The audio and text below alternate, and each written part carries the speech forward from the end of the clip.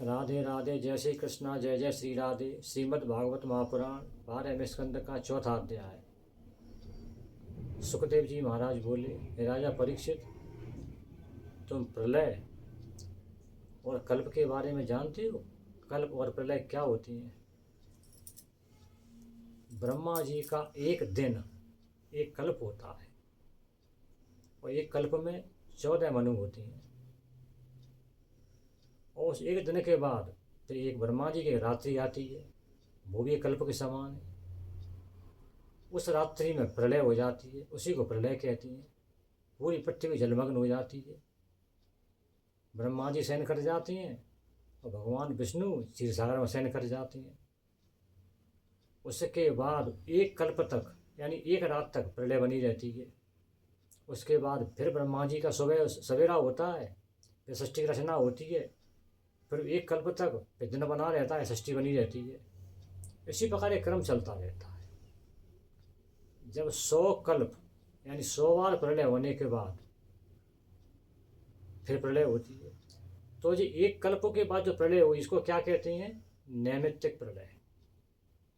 अब ऐसी 100 प्रलय होने के बाद, ये तो पृथ्वी की प्रलय हुई केवल, ऐसी 100 प्रलय होने के बाद पूरे ब्रह्मांड में प्रलय होती है। फिर 100 कल्प के बाद उसको कहते हैं प्राकृतिक प्रलय। और उस प्राकृतिक प्रलय में क्या होता है? ब्रह्मांड। ब्रह्मांड क्या है? एक सूर्य का जहाँ तक शासन है, जहाँ तक एक सूर्य की किरणें पहुँचती हैं, वो उसको पूरा ब्रह्मांड कहते हैं। तो उस प्राकृतिक प्रलय में सूर्य इतनी तेजी से तपता है, इतना जोर से तपता है कि पूरे जल को सोख लेता है और चारों ओर अग्नि ही अग्नि जलने लगती है। उस अग्नि स्वरूप में पृथ्वी तो क्या, जितने भी लोग हैं सब लोग जलकर भस्म हो जाते हैं। और विज्ञान की भाषा में समझाऊंगा आपको, तो चंद्रमा, शुक्र, गुरु, शनि, मंगल, बुध, जितने भी नवग्रह हैं और जितने भी पुच्छल तारे वगैरह हैं, जितने भी छोटे छोटे ग्रह हैं, इन ग्रहों के चंद्रमा हैं, उन सब पर प्रलय हो जाती है। वो सब जलकर भस्म हो जाते हैं। फिर जोर की आंधी चलती है, फिर इतने जोर का पानी पड़ता है हजारों वर्ष तक कि सब के सब जलमग्न हो जाती हैं। तो उसको कहते हैं प्राकृतिक प्रलय। उसके बाद षष्ठी की रचना पुनः होती है। तो दो तो ये हो गई, नैमित्तिक प्रलय और प्राकृतिक प्रलय। अब हुई भैया आत्यंतिक प्रलय। अब आत्यंतिक प्रलय क्या होती है? ये बादल है ना, ये सूर्य से पैदा है। और ये बादल करते क्या है कि सूर्य के प्रकाश को पृथ्वी पर नहीं आने देते, मतलब उसी से पैदा हैं और उसी के मार्ग पर रुकावट बनते हैं। तो और ये अहंकार क्या है? अपने अंदर विराजमान है अहंकार।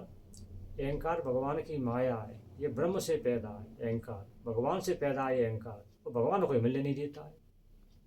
जिसके मन में अहंकार होगा तो भगवान को कैसे प्राप्त कर पाएगा? नहीं कर पाएगा। जब भगवान की कृपा से कोई जीव भगवान की तरफ बढ़ता है तब उसका ये अहंकार का विकार नष्ट होता है, और जब अहंकार का विकार नष्ट हो जाता है तब उसे भगवान की प्राप्ति हो जाती है। तो ये क्या हुई?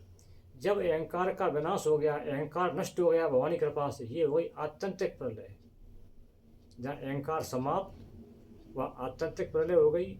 वह आत्यंतिक प्रलय होने पर क्या हुआ कि मनुष्य का या प्राणी का भगवान से साक्षात्कार हो गया, भगवान से मिलन हो गया। ये अहंकार बीच में एक बैरियर है, रुकावट है, ये भगवान से नहीं मिलने देता है। और अहंकार समाप्त यानी आत्यंतिक प्रलय हो गई। आत्यंतिक प्रलय होने का भगवान से मिलन हो गया। तो ये तीसरी हुई आत्यंतिक प्रलय। ये निरंतर चलती ही रहती है मनुष्य के साथ। अब चौथी क्या हुई? नित्य प्रलय। नित्य प्रलय तो भैया दिन भर होती है।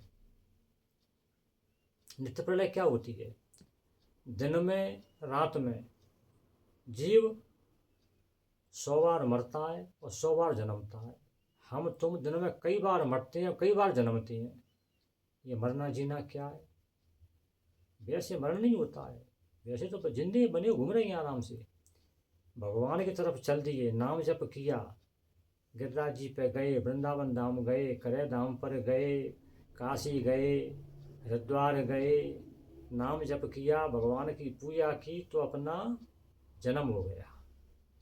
मोह माया में भटक गए, हाय पैसा, हाय बेटा, हाय बेटी, हाय जे, हाय वो, तो अपना मरण हो गया। मरण हो गया मानी अपनी प्रलय हो गई उस समय। फिर ध्यान आया, नहीं नहीं नहीं नहीं नहीं, भगवान को छोड़ के नहीं जाना है। फिर भगवान की तरफ आ गए, फिर जिंदा हो गए, फिर भूल गए माया में, फिर चले गए, फिर अपना मरण हो गया, फिर प्रलय हो गई। फिर ध्यान आया, फिर वापस लौटे आए, फिर भगवान का नाम जपने लगे, भगवान की शरणागत हो गए। मन में चलता रहता है ऐसा। फिर जिंदा हो गए। तो नित्य प्रलय दिन भर होती है, दिन भर होती है नित्य प्रलय। दिन में कई बार भगवान भगवान से विमुख हो गए, मर गए, भगवान की तरफ चल दिए, जिंदा हो गए। नित्य प्रलय दिन भर होती रहती है मन में।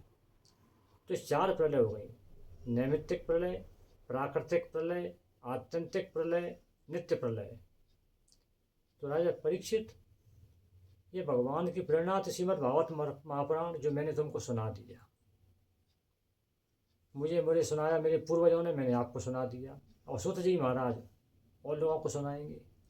कहने का मतलब ये राजा परीक्षित कि भगवान श्री कृष्ण की सेवा करोगे, भगवान श्री कृष्ण का ध्यान करोगे, उनका नाम जप करोगे, तो ही उद्धार होगा, तो ही मोक्ष की प्राप्ति होगी, नहीं तो नहीं हो पाएगी। इसलिए सबसे बड़ा भगवान का नाम जप है, भगवान की पूजा है, भगवान की सेवा है। यही करना चाहिए। राधे राधे, जय श्री कृष्णा, जय जय श्री राधे। जय श्री कृष्णा, राधे राधे।